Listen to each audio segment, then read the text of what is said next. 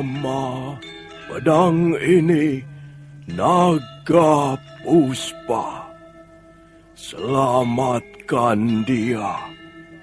Jangan sampai jatuh ke tangan pendekar berwatak jahat.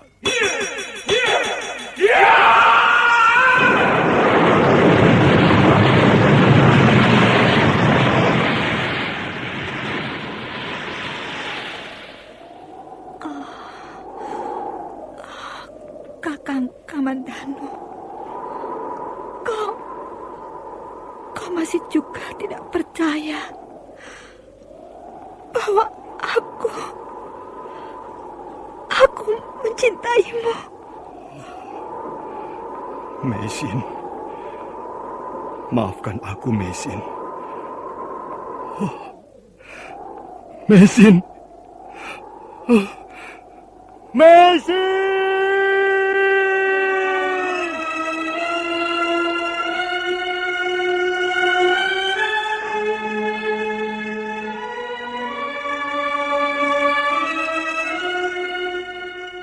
Tutur Tinula.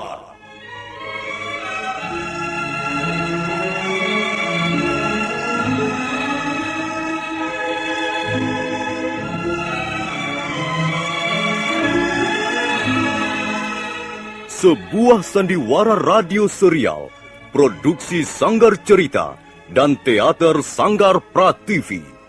Sebuah kisah dengan latar belakang sejarah runtuhnya Singasari dan berdirinya Kerajaan Majapahit.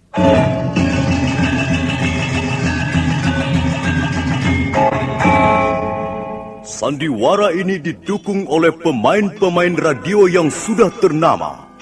Ferry Fadli, Yvonne Rose, dan Eli Ermawati.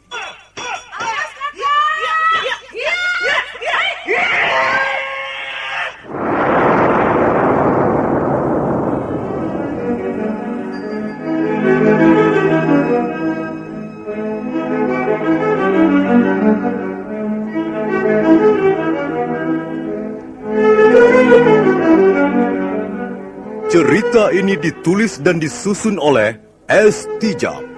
Teknik dan montase dikerjakan oleh Rudi Tinangon dan Joko SP.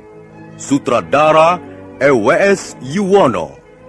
Kali ini mengetengahkan episode pertama dengan judul Pelangi di Atas Kurawa.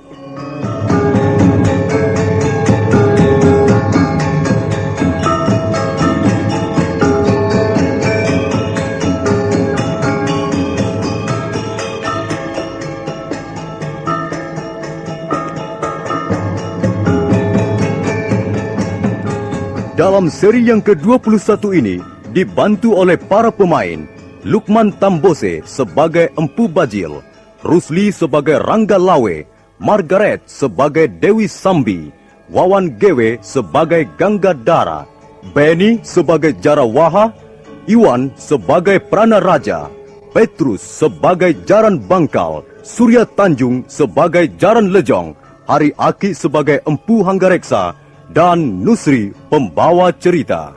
Selamat menikmati.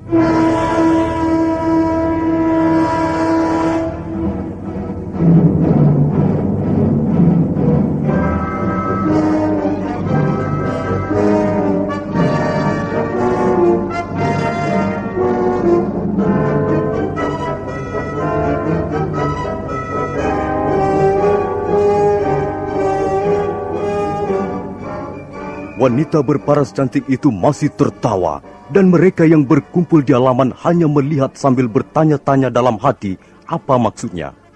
Prana Raja melompat ke depan, wanita itu mendengus.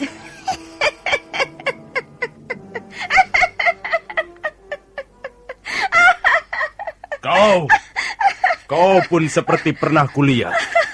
Ya, di tempat yang sama. Waktu itu aku hampir saja memotong lengan dua perampok itu. Kau dan teman laki-lakimu datang dan membawa mereka pergi. Kau sudah lupa siapa namaku, Tuan Prajurit? Aku ingat, Tuan. Sebelum pergi, mereka menyebutkan nama mereka terlebih dahulu. Dewi Sambi. Bukankah benar namamu itu? Iya, benar. Kau prajurit yang baik. Lalu mengapa kau ikut campur urusan kami lagi? Jaran Bangkal dan Jaran Lecong sudah menjadi orang-orangku. Setiap persoalan yang menyangkut diri mereka, aku tidak akan berpangku tangan.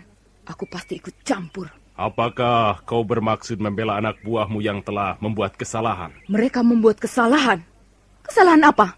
Mereka telah menghina kami, prajurit-prajurit Singasari.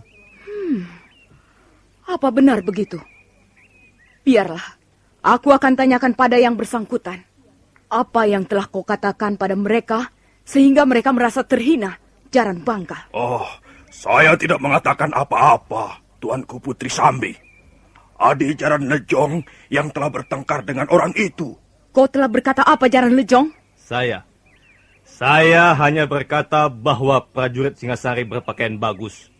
Tapi kalau misalnya saya disuruh menjadi prajurit, saya tidak akan mau. Mengapa tidak mau? Soalnya saya tidak berbakat menjadi prajurit. Apalagi prajurit Singasari sekarang ini. Saya tidak tertarik sama sekali. Saya katakan, lebih baik saya menjadi seorang pedagang makanan. Nah, itu berarti kau menghina kami, prajurit-prajurit Singasari. Tidak. Kurasa dia tidak bisa dikatakan menghina. Kalian saja yang sudah tersinggung mudah terhina. Jelas, dia sudah menghina kami. Dia katakan lebih baik menjadi pedagang makanan daripada menjadi prajurit Singasari. Ya, prajurit Singasari hanya mentereng pakaiannya. Tapi isinya kosong melompong. Buktinya, kalian tidak bisa berbuat banyak menghadapi kami berdua. Kalian hanyalah prajurit pajangan. Gentong nasi yang hanya menghabiskan kekayaan negara.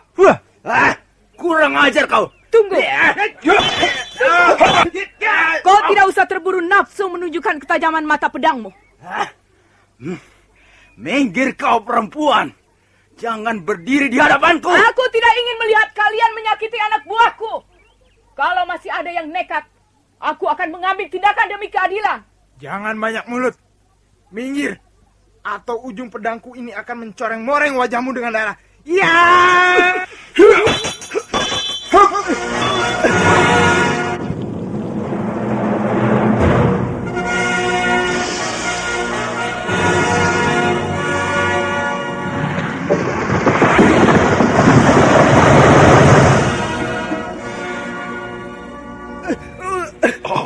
Haji Tapak Wisa. Barang siapa yang masih mau mencoba menyerang kami, akan mendapat ganjaran yang serupa dengan orang ini. Napasku, dadaku, rasanya panas sekali. Dewi Sambi, kau sudah berani melukai anak buahku. Tahukah kau apa artinya? Artinya, kau mau membelanya, bukan? Kau mau turun tangan demi menjaga harga diri seorang prajurit? Nah, silakan. Kau memang hebat, karena mempunyai pukulan tapak wisa. Tapi bukan berarti aku menjadi gentar. Ayo Dewi Sambi, kita adu kesaktian. Kalau aku sampai kalah, kau boleh pergi bersama 2 orang kawanmu itu, dan kami mengaku bersalah. Tapi kalau kau sampai kalah, kalian bertiga harus menyerah, dan mau kubawa ke kota Singasari sebagai tawanan. Boleh. Ayo, mulailah. Kerahkanlah seluruh kepandaianmu, supaya tidak mengecewakan anak buah yang sekarang melihat tingkah lakumu. Kurang ajar. Aku tidak sudi dibikin malu di depan mereka. Ya, mereka anak buahku. Hiat!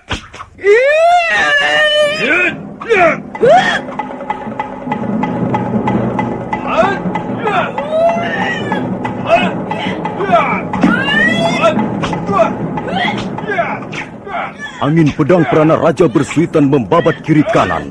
Prajurit-prajurit yang melihat menjadi bangga mempunyai seorang panglima muda seperti Prana Raja. Tapi mereka heran sekali. Sudah lebih dari 10 jurus Prana Raja menyerang. Lawannya kelihatan belum ada tanda-tanda bisa dikalahkan. Bahkan keadaan menjadi berbalik manakala wanita berwajah cantik itu mulai membuka serangan dengan jurus-jurus andalannya. Kedua belah tangannya terjulur ke depan dan telapak tangannya mengembang.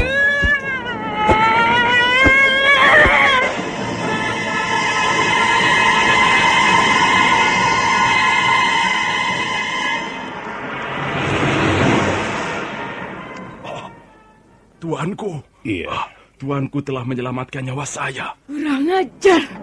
Siapa kau berani menghadang jurusku yang berbahaya ini? Prana Raja, minggirlah sebentar. Ajaklah Ganggadara ke serambi depan, supaya Paman Hanggareksa melihat luka dalamnya. Siapa kau berani turun gelanggang membela prajurit Singasari itu? Sabar Dewi Sambi. Semua nanti bisa kita selesaikan dengan sebaik-baiknya. Cepatlah angkat Ganggadara. Mudah-mudahan luka dalamnya tidak terlalu parah. Dia akan mampus kalau aku menggunakan pukulan ilmu telapak wisa seluruhnya. Kalau begitu ampuh sekali pukulanmu itu, Dewi Sambi. Kalau kau ingin mencicipinya, aku akan memberimu kesempatan. Boleh juga. Siapa tahu pukulanmu lebih lezat dibanding semangkuk arak yang paling enak, Dewi Sambi. Kau akan menyesal karena kesombonganmu. Aku tidak pernah menyesali apa yang pernah aku lakukan.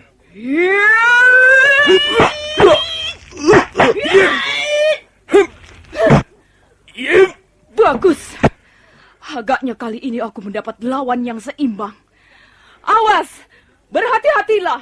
Sekarang kau tak bakalan bisa lolos dari jurus berantaiku ini.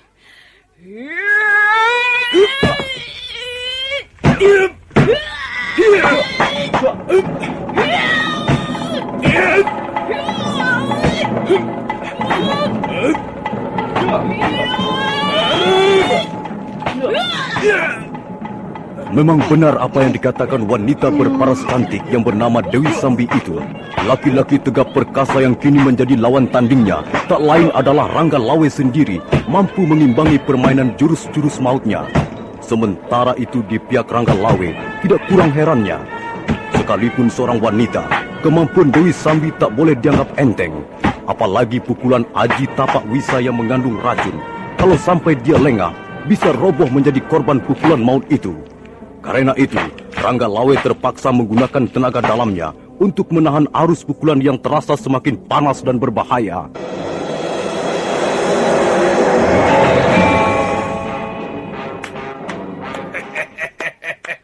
Hebat, hebat. Sungguh suatu tontonan yang menarik sekali. Orang ini mempunyai tingkat kemampuan yang tinggi, Kakang. Dia mampu menahan pukulan Aji Tapak Wisaku. Benar, Sambi. Yang satu ini memang prajurit pinilih. Mungkin dia menjadi pimpinan rombongan. Bukan begitu, Tuan? Bukankah Tuan adalah pimpinan rombongan prajurit Singasari ini? Iya. Akulah pemimpin mereka. Dan aku akan membuktikan bahwa prajurit Singasari tidak seperti yang dikatakan dua orang anak buahmu itu. Tidak semua prajurit Singasari adalah gentong nasi dan tidak becus bekerja. Tentu saja tidak semuanya. Mereka ini kan hanya bercanda saja, Tuan. Tuan tidak perlu merasa tersinggung. Bukan begitu caranya bercanda. Kata-katanya sudah tidak bisa digolongkan bercanda. Baiklah, aku minta maaf atas kelancangan mereka. Tentu saja aku akan memberinya maaf. Tapi bukan berarti mereka bisa pergi begitu saja. Maksud Tuan? Kedua orang anak buahmu itu akan kuikat. Kemudian kuseret dengan kuda sepanjang perjalananku menuju desa Kurawan. Kemudian mereka akan kubawa ke kota Singasari. Untuk aku serahkan pada petugas keadilan di sana. Kejam sekali. Kurasa hukuman dan perlakuan seperti itu tidak mencerminkan keadilan. Kalau kau membela mereka, maka kau pun kuanggap sama salahnya dengan mereka. Dan kau akan mendapat hukuman yang serupa. Bagaimana kalau kita buat semacam taruhan? Mari kita berlaga di atas gelanggang ini. Kalau aku kalah, Tuan boleh membawa dua orangku itu. Tuan boleh berbuat apa saja atas diri mereka. Tapi kalau Tuan yang kalah, Tuan harus membebaskan mereka. Dan menganggap mereka tidak bersalah. Dan menganggap persoalan ini selesai sampai di sini. Tantanganmu ku terima. Tapi aku menghendaki taruhan yang lebih besar. Taruhan apa itu? Kalau kau kalah, kau dan kawan-kawanmu itu harus mati di tanganku. Kakang Bajil, Orang ini menantangmu perang tanding sampai mati. Akan kulayani. Baiklah. Lalu apa yang Tuan pertaruhkan?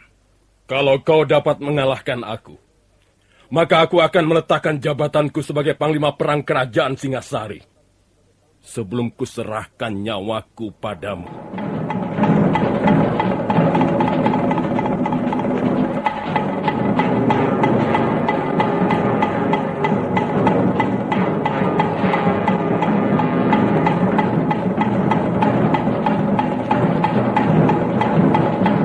Suasana terasa sangat panas, merah pada muka Empu Bajil. Demikian pula wajah Rangga Lawe seperti terbakar. Prajurit-prajurit Singasari, mereka semua yang berkerumun di halaman rumah penginapan itu, tak seorang pun berani mengeluarkan kata-kata. Semua menahan nafas, melihat kedua orang pendekar pilih tanding yang sekarang sudah siap mengadu nyawa. Karena begitu tegangnya, sampai mereka tidak melihat kehadiran seorang penunggang kuda. Orang itu tinggi, gagah, bertubuh tegap perkasa. Orang itu tidak segera turun dari punggung kudanya. Dia melihat peristiwa di halaman dengan penuh perhatian. Matanya menatap tajam, sementara tangan kanannya terletak di atas gagang pedang yang besar yang terselip di pinggangnya. Apakah Tuhan sudah siap? Majulah, kau akan kutangkap bersama orang-orangmu.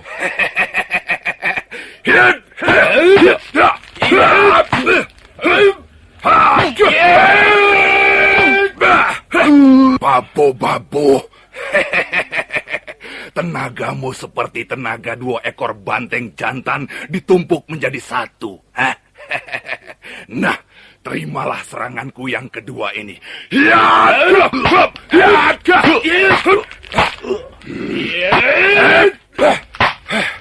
Pantas kau diangkat menjadi Panglima Perang Singasari. Tidak percuma kau memperoleh jabatan itu. Tapi aku tidak akan berhenti sampai di sini.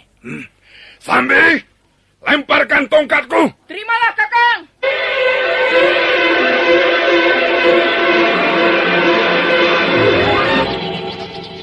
Sambil mendengus, Empu Bajil melompat ke belakang sejauh 5 batang tombak. Sekarang tongkat panjang dengan gagang besi kuning itu sudah mulai berputar. Makin lama makin kencang. Nah, kalau tadi Tuan sudah melihat 2 jurus permainanku, sekarang lihatlah bagaimana tongkat panjangku ini bekerja.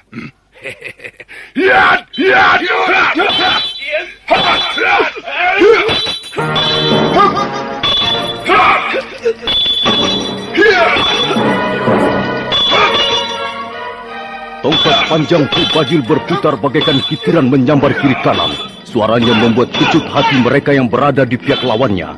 Tapi Rangga Lawe kelihatannya cukup tangguh untuk mengimbangi jurus-jurus maut pendekar dari Gunung Tengger itu. Debu mengepul di halaman rumah penginapan itu. Dan suasana pagi yang cerah mendadak diwarnai udara pembunuhan. Empu Hanggareksa dan Prana Raja yang menyaksikan pertarungan dari serambi rumah penginapan kelihatan cemas.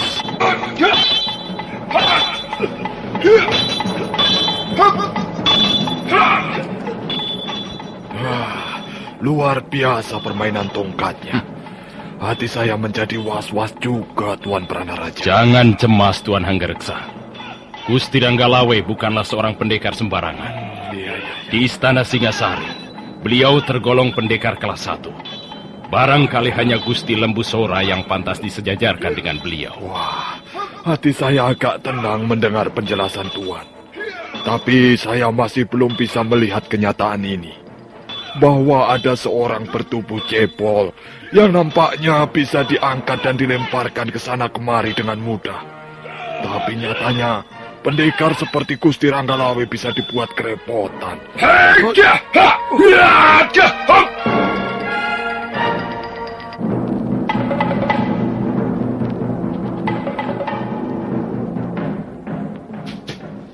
Bagaimana, Kakang Bajil?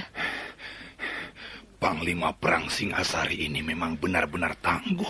Tapi Kakang masih belum dikalahkan, bukan? Kakang masih sanggup melawan? Napasku masih panjang. Tenagaku masih mampu untuk bertempur 2 hari 2 malam. Jangan khawatir, Sambi. Kalaupun aku tidak bisa mengalahkan orang ini, dia pun juga tidak bisa mengalahkan aku. Bagaimana, Tuan? Apakah masih akan kita teruskan tontonan mengasyikkan ini? Bajil, aku bukan sedang membuat tontonan di halaman rumah penginapan ini. Aku akan menangkapmu dan orang-orangmu itu. Rupanya Tuan mempunyai pendirian kokoh seperti sebongkah batu karang. Baiklah, kalau memang demikian, aku terpaksa menggunakan jurus andalan. Sebab kalau hanya dengan cara seperti ini, aku kira kita bisa bertempur sampai besok lusa, dan tak akan ada yang keluar sebagai pemenangnya. Pegang tongkatku ini, Sambi. Dewi Sambi menyambar tongkat Empu Bajil, kemudian melompat mundur. Sementara Empu Bajil berdiri tegak sambil meletakkan telapak tangannya di atas dada. Itulah pertanda pendekar Gunung Tengger telah bersiap mengeluarkan jurus pamungkas yang bernama Aji Segara Geni.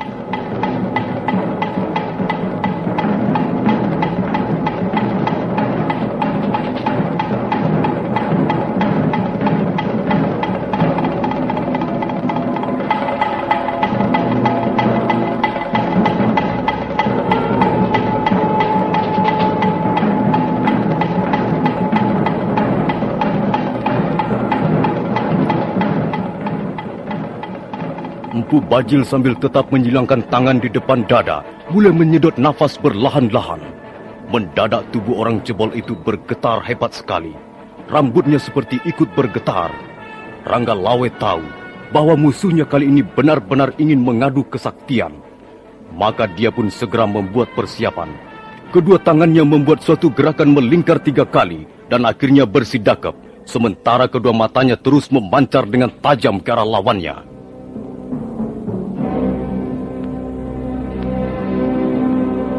Hei, hidup!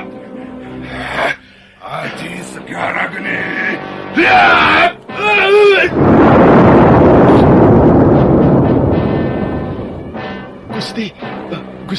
Gusti tidak apa-apa. Minggirlah peranan raja. Hei Bajil, kalau kau benar-benar mau mengadu kesaktian dengan Rangga Lawe, ayo, kerahkan seluruh ilmu yang kau miliki. Tapi kau pasti akan binasa di tanganku.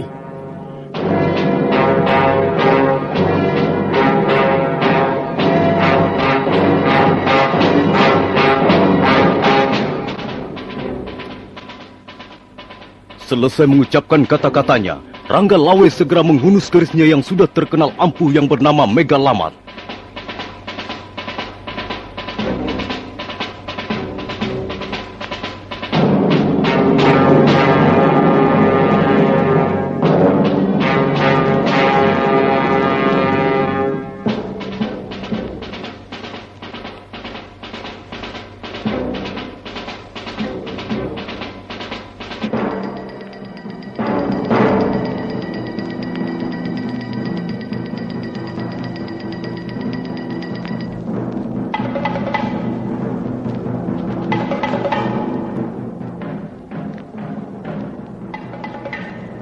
Setelah menghunus keris Megalamat, mendadak penampilan Rangga Lawe berubah. Wajahnya berapi-api dan seluruh tubuhnya seperti bergetar dengan hebatnya. Sementara keris Megalamat nampak mengeluarkan cahaya kemerah-merahan yang membuat Empu Bajil sedikit geragapan. Pada saat itulah, orang yang duduk di atas punggung kuda melompat ke tengah gelanggang. Nah, pendengar sekalian, bagaimana kelanjutan kisah ini? Silakan menunggu seri berikutnya. Sampai jumpa.